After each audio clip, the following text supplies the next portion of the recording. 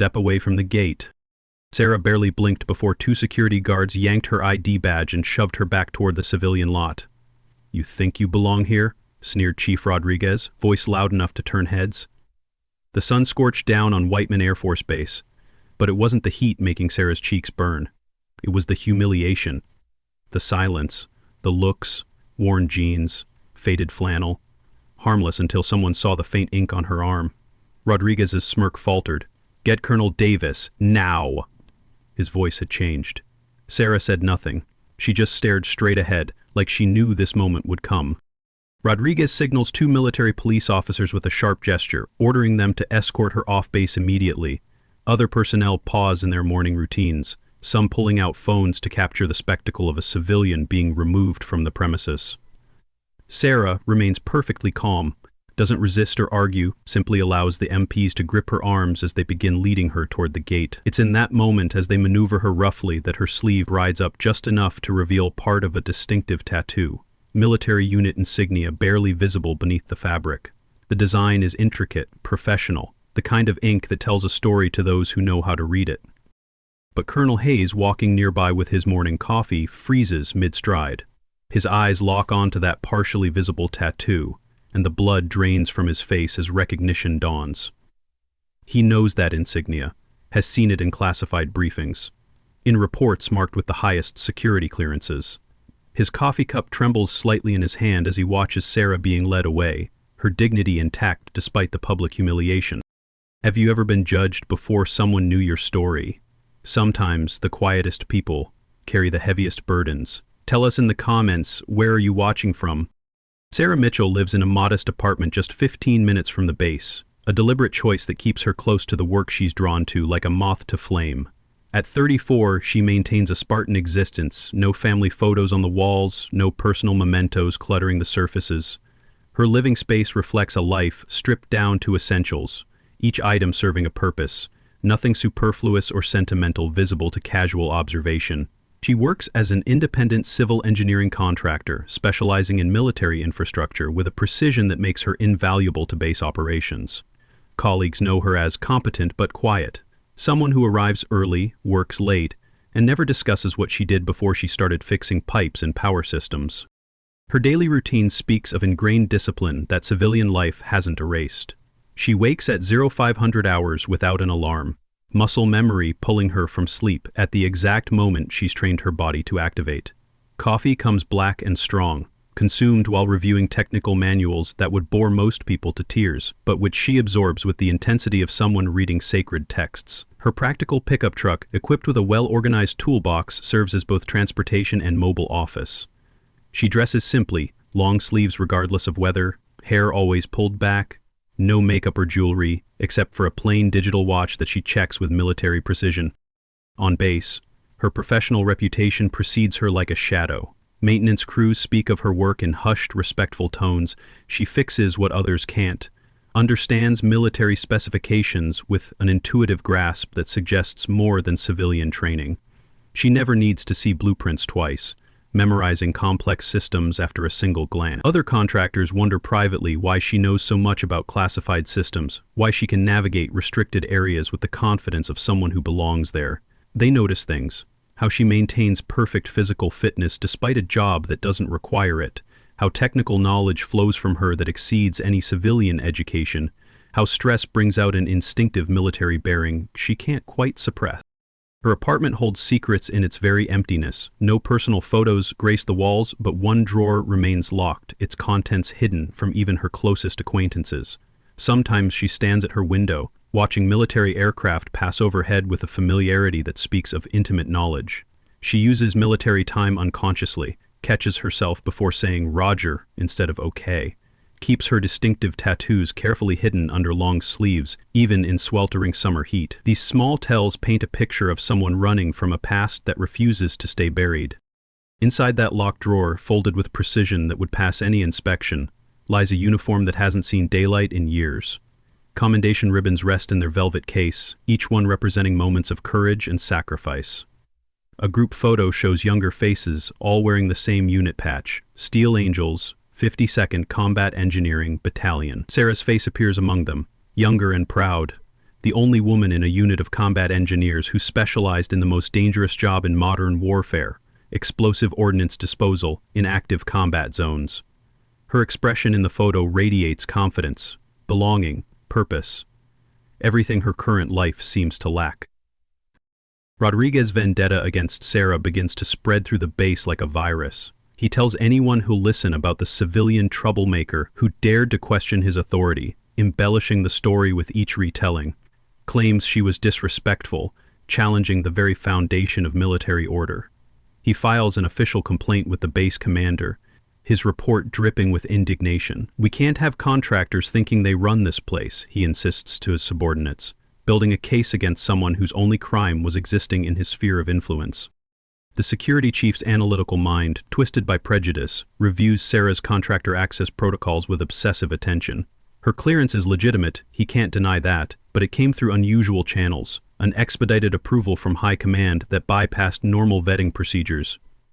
This irregularity irritates him further, suggesting she has connections above his pay grade, protection from someone who outranks his petty authority. The thought that a mere civilian contractor might have influence he lacks gnaws at his ego like acid. Word of Rodriguez's campaign spreads through the base grapevine. Personnel begin watching Sarah differently when she arrives for work. Some remain supportive. They've seen her solve problems that stumped entire engineering teams, witnessed her dedication to keeping their facilities operational. Others grow suspicious. Rodriguez's poison taking root in minds predisposed to distrust outsiders. The tension builds incrementally each time she passes through the gate, each security check becoming more thorough, more invasive, more designed to humiliate than protect. Base Intelligence Officer Captain Williams, a methodical man who prides himself on thorough investigations, starts asking questions about the controversial contractor. Other civilians mention Sarah's unusual expertise in passing conversation. Maintenance crews, loyal to competence over politics, describe her uncanny knowledge of systems that should be mysteries to someone without military training. The pieces don't fit the narrative Rodriguez is pushing, and Williams has built his career on finding truth in contradictions. Rodriguez escalates his persecution, filing a formal security violation report that stretches truth to its breaking point. He claims Sarah was found in restricted areas without proper escort, conveniently omitting that such access is standard for someone with her job classification. His demand that her contractor status be revoked comes with barely concealed glee. "She's hiding something, I can feel it," he tells Williams, mistaking his own prejudice for instinct. Williams, following proper protocol despite his growing doubts about Rodriguez's motivations, runs Sarah's biometrics through military databases. The system returns an immediate flag that makes his blood run cold. "Contact Personnel Command immediately." This isn't a normal response, not for a civilian contractor. It triggers protocols reserved for matters of national security, for identities that exist in the shadows between life and death. His investigation suddenly takes on dimensions he hadn't anticipated. Whispered conversations begin to ripple through the base. Personnel who work closely with Sarah start connecting dots they'd previously ignored.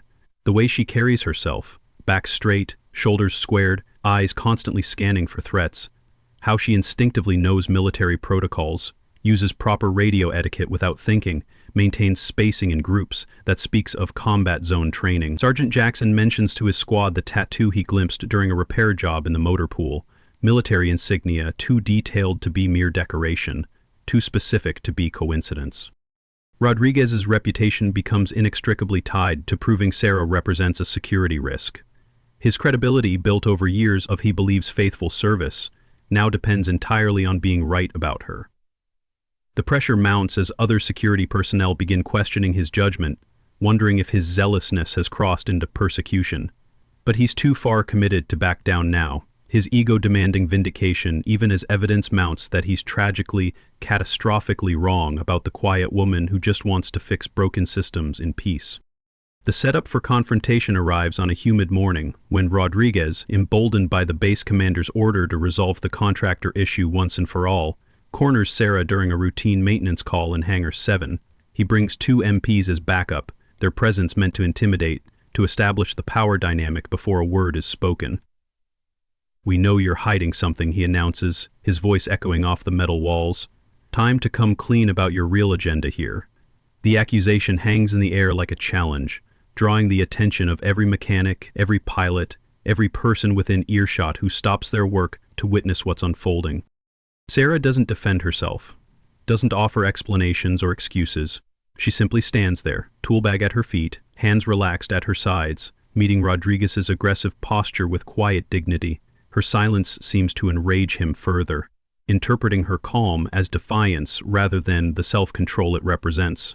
"People like you think you can waltz into our house and disrespect our uniform," he continues, his volume increasing with each word, playing to the growing audience. The irony that she's shown nothing but respect while he publicly berates her escapes him entirely, lost in his need to assert dominance. The crowd swells as word spreads through the hangar that something significant is happening. Some personnel position themselves in Sorrow's corner, remembering kindnesses shown, problems solved, late nights she spent ensuring their equipment worked properly. Others remain uncertain, caught between Rodriguez's authority and their own observations. The tension becomes electric, crackling through the space like the prelude to a thunderstorm. Rodriguez feels the weight of all those watching eyes, interprets their attention as validation, doubles down on his accusations with renewed venom. "You think because you know a few technical terms, because you can turn a wrench, that makes you one of us?" His words slice through the air, each one designed to wound, to diminish, to remind everyone present of the hierarchy he believes she's violated simply by existing in his domain. Sarah's hands remain steady, but those watching closely notice her jaw tighten almost imperceptibly, the only sign that his words are finding their mark despite her stoic exterior. Captain Williams arrives like a cold wind, the crowd parting before him as he approaches with military bearing and a tablet clutched in his hand. His investigation is complete, the pieces of a puzzle he didn't know he was solving finally forming a picture that defies everything Rodriguez has been claiming. "Ma'am," he addresses Sarah with notably more respect than Rodriguez has shown, "I need you to roll up your sleeves. This is official business." The request seems strange to those watching, but Williams' tone brooks no argument, carries the weight of someone who's discovered something profound. Sarah looks around at the faces surrounding her, mechanics she's worked alongside, pilots whose aircraft she's kept operational, support staff who've shared coffee and small talk during long shifts. A lifetime of keeping secrets, of honoring a promise made in the shadow of death. Wars with the injustice of this moment. Slowly, deliberately, with movements that carry the weight of revelation, she begins rolling up her sleeves, first the right, then the left, each motion precise and measured, as if performing a ritual.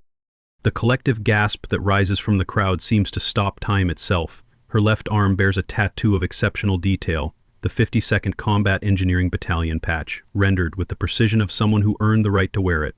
But it's her right arm that tells the deeper story, names etched in elegant script, each followed by dates and GPS coordinates that any veteran recognizes as locations in Afghanistan. Below those, more coordinates with dates that correspond to military operations. And at the bottom, two simple notations that make several observers step back in recognition. Bronze star coordinates, Purple Heart date. Williams's face drains of color as he processes what he's seeing. His fingers fly across the tablet, pulling up classified files that require his highest security clearance to access. When he speaks, his voice carries across the suddenly silent hangar like a ghost story coming to life. Staff Sergeant Sarah Mitchell, 52nd Combat Engineering, reported KIA Afghanistan 2013. The words hang in the air, impossible and undeniable, as every person present grapples with the implications of what they're hearing. The silence that follows is absolute, sacred, the kind that falls in churches and cemeteries. Even Rodriguez stops talking, his mouth hanging open as his brain struggles to process information that contradicts everything he's believed, everything he's said, everything he's done. The weight of realization settles over the crowd like a shroud, transforming the atmosphere from confrontation to something approaching reverence. Sarah's voice, when she finally speaks, comes from somewhere deep and distant, as if she's reaching back through years of carefully maintained silence to access memories she's kept locked away. The tunnel was collapsing around me. 17 IEDs in a chain reaction. I was disarming the last one when the ceiling came down. Her words paint a picture of horror with the matter-of-fact tone of someone who's lived through the unimaginable. 3 days buried alive, digging through rubble with bare hands. When I finally crawled out, the base was gone, my unit evacuated. They'd already held my memorial service.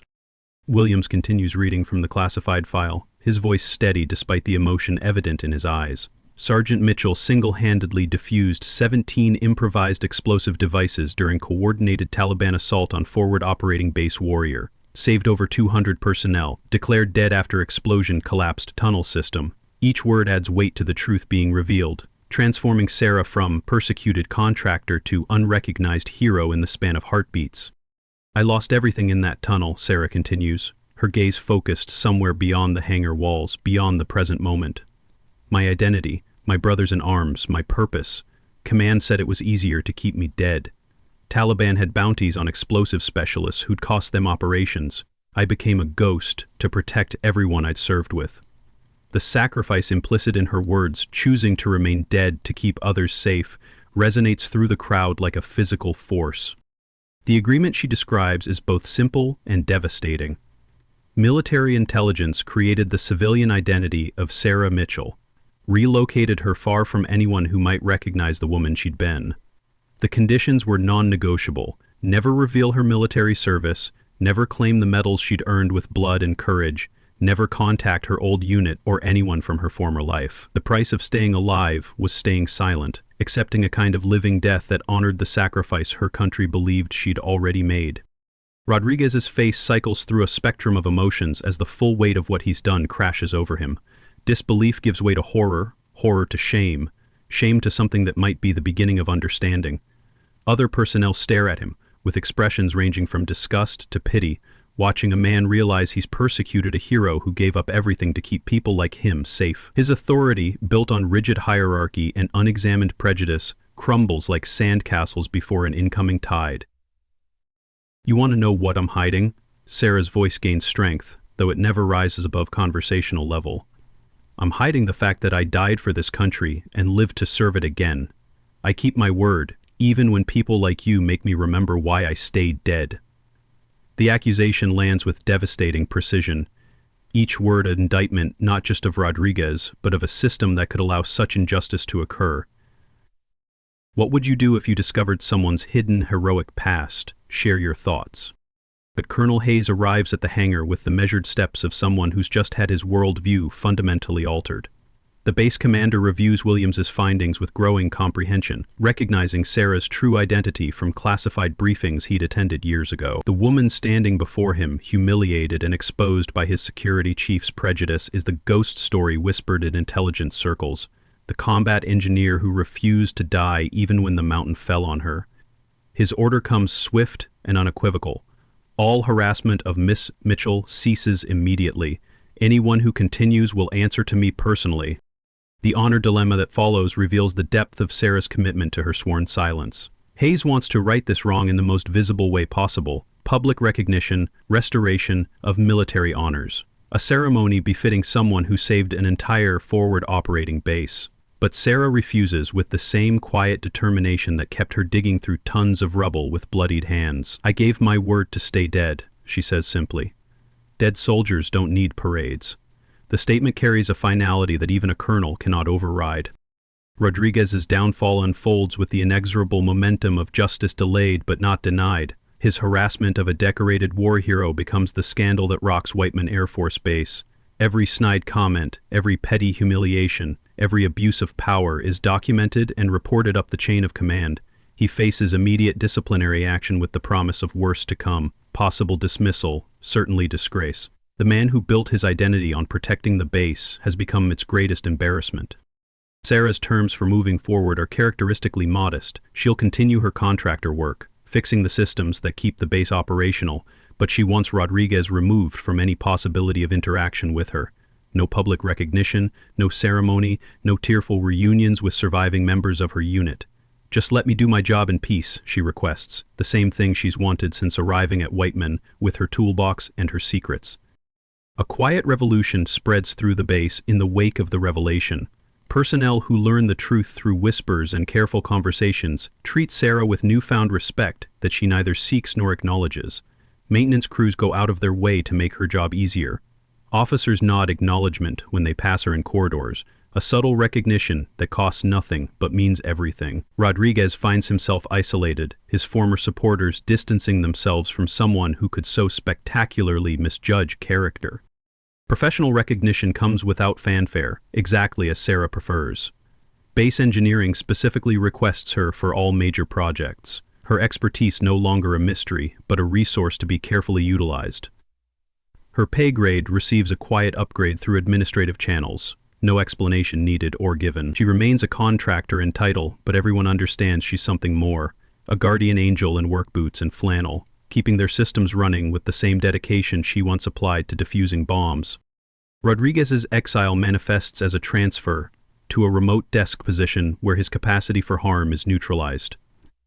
His career, built on rigid adherence to hierarchy and surface judgments, effectively ends with a whimper, rather than the bang he might have preferred. The final image of his downfall comes as he packs his office, watching through the window as Sarah directs a major infrastructure repair project with the natural authority of someone who's earned respect through competence, rather than rank. Sarah's choice to continue living simply, working quietly, serving without recognition, speaks to a definition of heroism that transcends medals and ceremonies. She honors her fallen unit, not through grand gestures but through faithful service, each repaired system a small monument to those who didn't make it home. True heroism, she demonstrates daily, doesn't need applause, it needs only the opportunity to continue serving. 6 months pass like seasons changing, and Sarah works on a critical infrastructure project that will ensure the base's water supply remains uncontaminated for decades to come. New personnel who've arrived since the incident don't know her story, treat her as nothing more than a skilled contractor who knows her business. She prefers it that way, the anonymity allowing her to work without the weight of others' expectations or misplaced reverence. The Memorial Wall project brings unexpected emotional weight to Sarah's routine. Base Command has decided to renovate the memorial to fallen service members, and Sarah volunteers for the foundation work, laboring alone in the early morning hours when the base is quiet and she can work undisturbed. It's there, in the pre-dawn darkness with only her work lights for company, that she discovers old plaques from Afghanistan casualties, embedded in the deteriorating concrete. Her own name appears among the honored dead, etched in brass that's tarnished but still readable. Staff Sergeant Sarah Mitchell, 52nd Combat Engineering, KIA, Afghanistan, 2013. She kneels before it, her weathered fingers tracing letters that represent a life she can never reclaim. Tears fall silently onto stone that's supposed to mark her grave, each drop a testament to the strange grief of mourning oneself. The decision she faces in that moment could restore her official existence with a few phone calls to the right people. She could reclaim her name, her rank, her history. Instead, she reinforces the memorial's foundation with special care, ensuring this monument to sacrifice will stand long after everyone who knows her secret has moved on. Her choice to remain among the honored dead isn't about hiding anymore. It's about keeping faith with the brothers she lost and the promise she made. The first iconic image comes at sunrise, when young airmen pass the memorial during their morning run. They render crisp salutes to the fallen heroes listed there, including Sarah Mitchell, while the real Sarah works 50 feet away in civilian clothes, invisible but present. She pauses in her work, her body automatically assuming the position of attention for the duration of their tribute.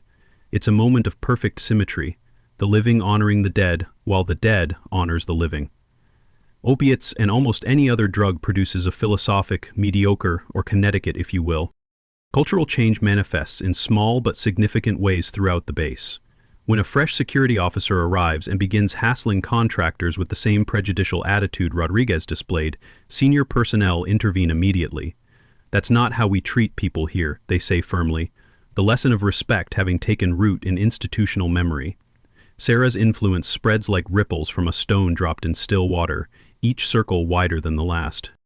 The ripple effect extends beyond Whiteman's gates. Contractors at other military installations report improved treatment, a shift in attitude that traces back to the story they've heard in hushed conversations. Word spreads through military networks about the importance of respecting civilian workers, of remembering that not everyone's service wears a uniform.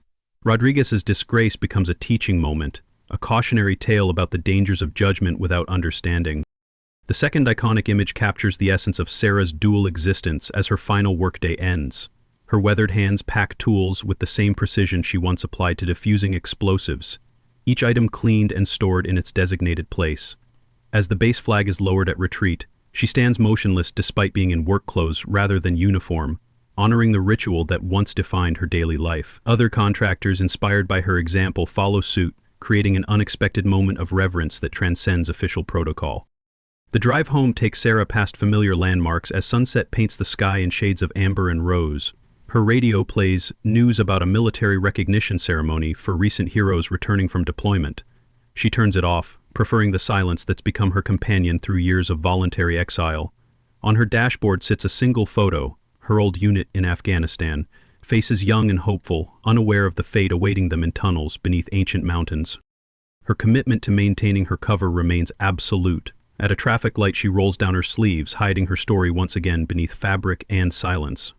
In the rearview mirror, the base flag flies at full staff against the darkening sky.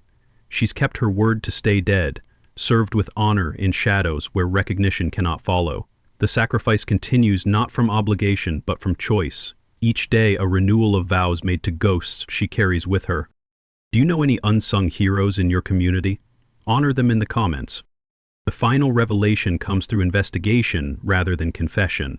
Local families of fallen soldiers speak in wondering tones about anonymous contributions that arrive when most needed, college funds that suddenly have enough for tuition, mortgages paid off before foreclosure, medical bills that disappear through charitable donations from an unknown source. Sarah donates half her contractor earnings to those left behind, her secret service extending far beyond base maintenance into the maintenance of lives shattered by loss. Her truck disappears down the highway as the camera pulls back to reveal the base perimeter in twilight. Security guards wave respectfully to departing contractors, a simple gesture that would have been unthinkable before Sarah's truth came to light. Her influence ripples outward, permanent, transformative, invisible as the woman herself chooses to remain. What started as one person's persecution has become an entire community's education in respect and recognition. The memorial wall stands illuminated in golden hour light, Sarah's name among the heroes carved in stone and brass. Fresh flowers appear regularly beside her nameplate, placed by unknown hands in the pre-dawn darkness. Some might be from those who know the truth, others from those who simply honor the fallen. The distinction doesn't matter.